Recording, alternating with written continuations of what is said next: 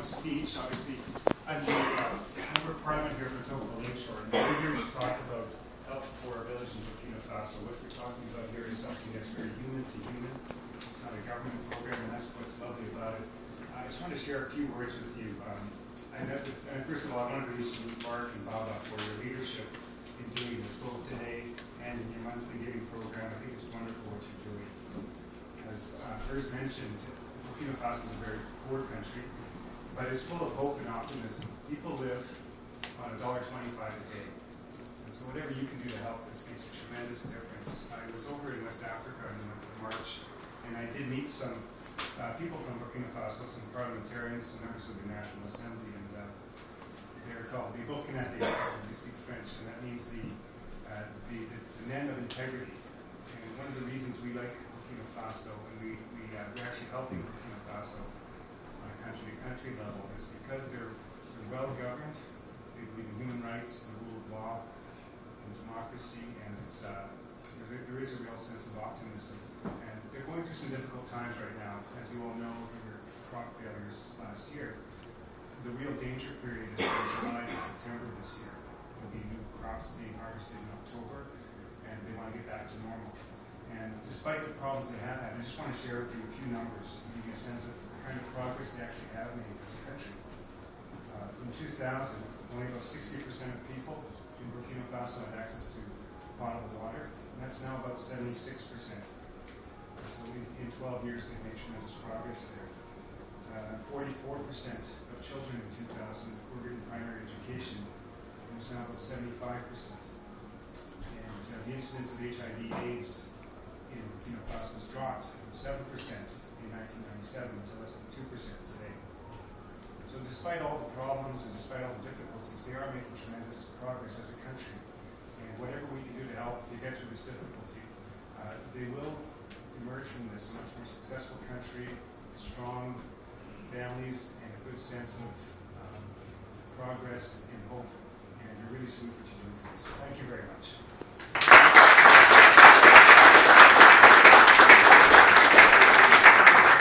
Thank you very much. Yeah, unfortunately, I can't stay for the rest of the concert, but have a great rest of your event. Not only is he our MP, he's also been to Burkina Faso, so very relevant. I hope you can grab some refreshments on your way out. Maybe you can drive and eat. I'd also like to call upon someone who is one of the brain children of this event, Marcus Mahmoud, who has some information about Burkina Faso, the situation there, and what we're doing to help. So please, Brother Mahmoud.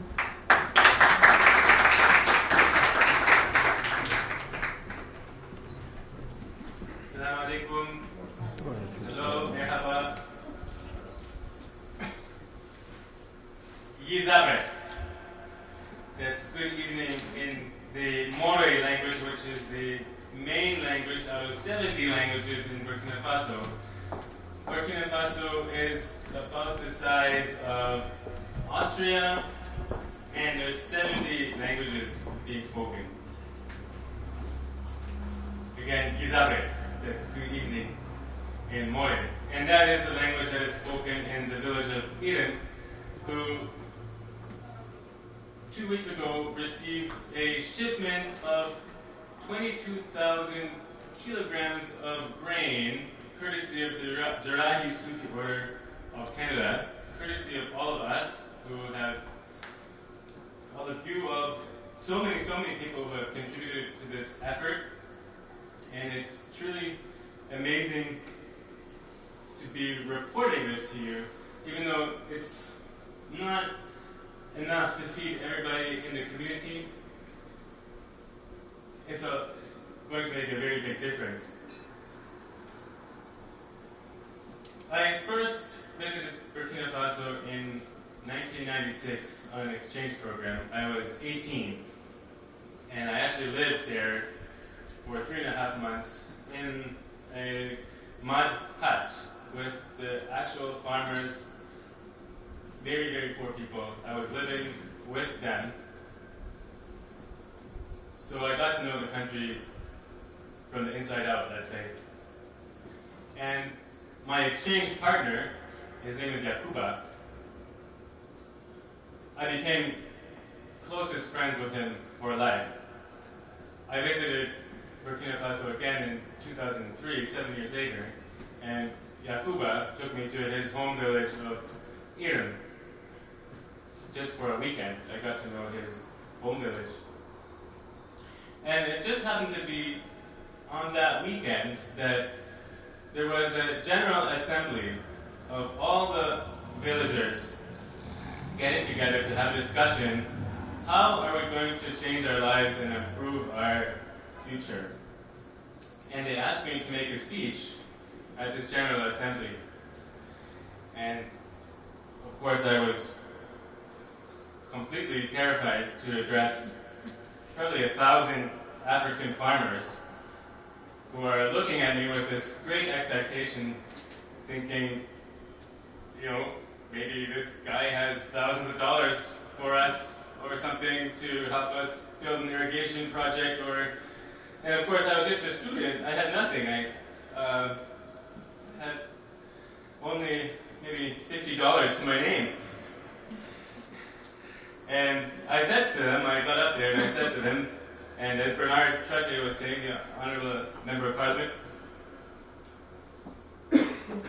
Burkina Faso means homeland of the sincere, of the people of integrity. So I got up there and I said, you are the people of integrity, and I'm standing here in front of you. I'm supposed to address you, and I don't feel I have an integrity like you do. And there's not much really I can do for you. I'm just a poor student. I was able to come here to Africa on a scholarship grant from the German government. But I know people in Europe, I know people in North America, I know people in Canada, and I will talk to them. And they thought that was amazing. So it's amazing to be here addressing you today, members of this community, and sharing with you this promise I made to those villagers now almost 10 years ago. And in fact, through the grace of God, I will credit only God with the opportunity to help these people on the level that we've been doing.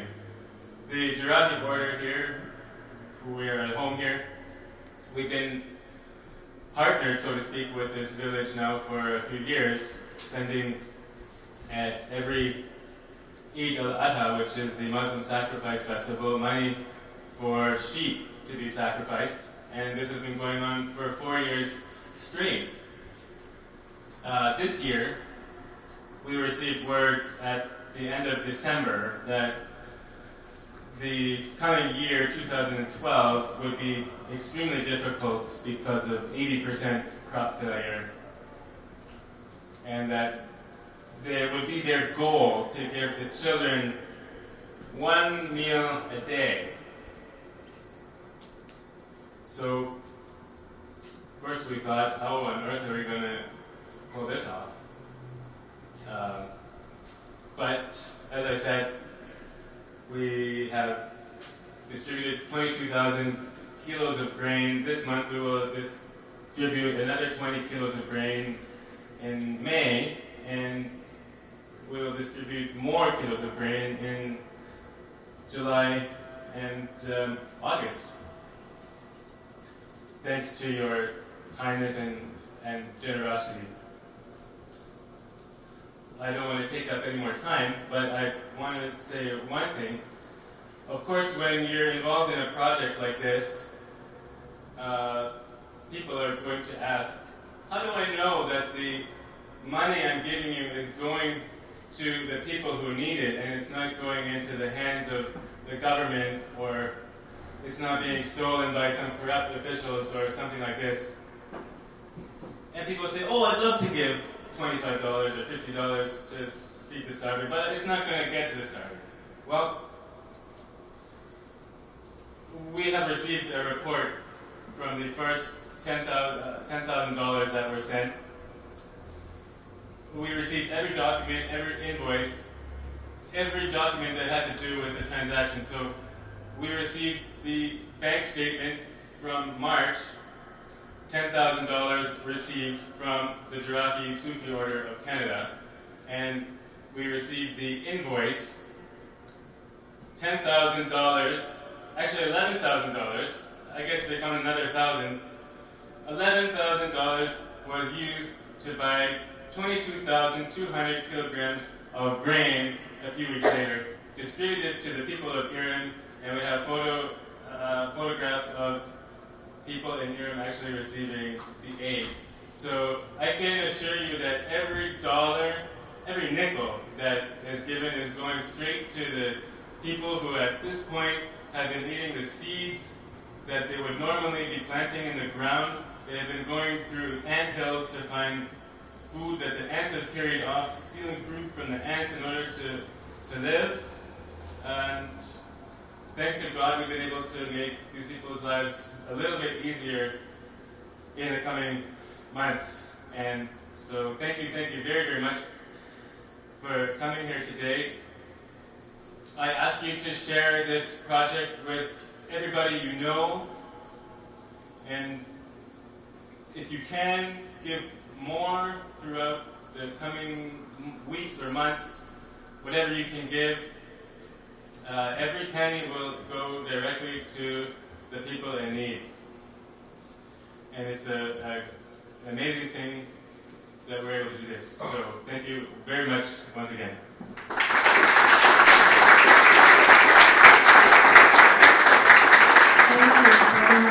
Thank you all. You're looking great. This view is amazing. It's really nice to see this hall full. And so at this point, we're going to take a little break, maybe a 10-minute break, grab some refreshments, some tea, something to drink. Don't forget the silent auction. There's some great pieces of artwork there. This is your opportunity to place a bid. Highest bidder will win. So please take that stretch break, and we'll come back. And you will we'll continue this program because you're going to see a very exciting portion of the program, the whirling dervish and some music. So we'll sandwiches of Bulent Baba. You didn't mention sandwiches made by Bulent Baba. Yes. Mashallah. So thank you, and we'll see you after break.